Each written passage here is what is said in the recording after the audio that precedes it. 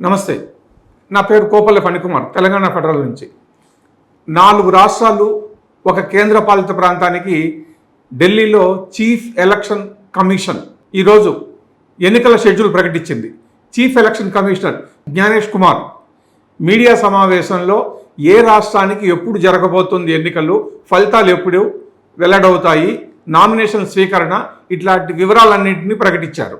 జ్ఞానేష్ కుమార్ ప్రకటించిన వివరాల ప్రకారం 4 రాష్ట్రాలు అంటే తమిళనాడు, కేరళ, అస్సాం, పశ్చిమ బెంగాల్ రాష్ట్రాలతో పాటు కేంద్రపాలిత ప్రాంతమైన పాండిచ్చేరికి కూడా ఎన్నికలు జరగబోతున్నాయి.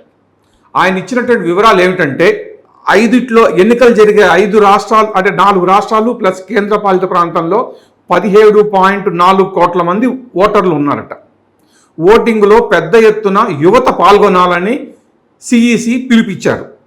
ఎన్నికల ప్రక్రియ సజావుగా సాగేందుకు 25 లక్షల మంది సిబ్బందిని నియమించినట్లు చెప్పారు. మొత్తం 824 అసెంబ్లీ నియోజకవర్గాల్లో పోలింగ్ జరగబోతోందని, ఇందుకోసం 2.18 లక్షల పోలింగ్ కేంద్రాలను ఏర్పాటు చేసినట్టు చెప్పారు. ఇక షెడ్యూల్ ప్రకారం చూస్తే అస్సాంలో ఏప్రిల్ 9వ తేదీన పోలింగ్ జరుగుతుంది. కేరళలో కూడా ఏప్రిల్ 9నే పోలింగ్, పాండిచ్చేరిలో ఏప్రిల్ 9 పోలింగ్. వీటన్నిటిలో కూడా అన్ని రాష్ట్రాల్లోనూ మే 4వ తేదీ ఫలితాలు వస్తాయి. తమిళనాడులో ఏప్రిల్ 23వ తేదీన పోలింగ్ జరుగుతుంది. పశ్చిమ బెంగాల్లో 2 దశల్లో ఎన్నికలు జరుగుతుంది. మొదటి దశ ఏప్రిల్ 23వ తేదీ అయితే రెండవ దశ ఏప్రిల్ 29వ తేదీ జరుగుతుంది. సో ఈ బెంగాల్, అస్సాం వదిలిపెడితే మిగతా 3 కూడా దక్షిణాదికి సంబంధించినటువంటి రాష్ట్రాలు.